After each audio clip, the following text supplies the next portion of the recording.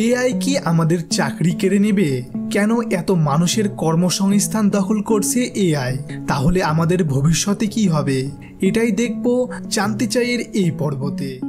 AI বা কৃত্রিম বুদ্ধিমত্তা প্রথমে তৈরি করেন জন ম্যাকার্থি। 1956 সালে তিনি আর্টিফিশিয়াল ইন্টেলিজেন্স শব্দটি ব্যবহার করেন এবং সেখান থেকে এআই এর যাত্রা শুরু।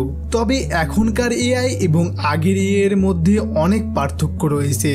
আগে এআই ব্যবহার করা হতো গাণিতিক হিসাব আবার লজিক বোঝানোর কাজে, কিন্তু বর্তমানের এআই লিখতে পারে, বলতে পারে, এমনকি ছবি তৈরি করে দিতে পারে এবং ভিডিও তৈরি করে দিতে পারে। তাই বলা যায় এখনকার এআই অনেক স্মার্ট।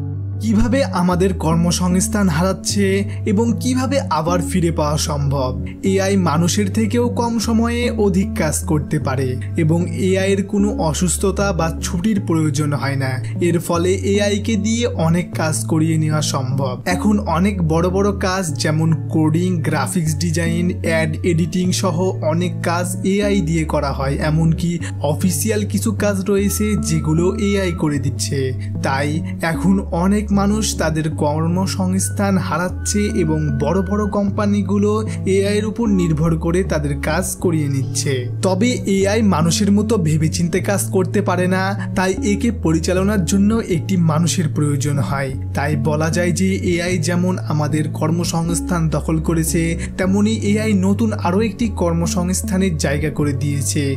তাই এখন বসে না থেকে আমরা নতুনভাবে এআই লার্নিং শুরু করতে পারি, যার ফলে পরবর্তী যেগুলো কর্মসংস্থান গড়ে উঠবে সেখানে আমাদের কাজ গড়ে নিতে পারি। ভিডিওটি কেমন লাগলো জানাতে কমেন্ট করবে এবং এমন ধরনের ভিডিও পেতে আমাদের চ্যানেলটিকে সাবস্ক্রাইব করে রাখবে। এবং এতক্ষণ এই ভিডিওটি দেখার জন্য অনেক ধন্যবাদ।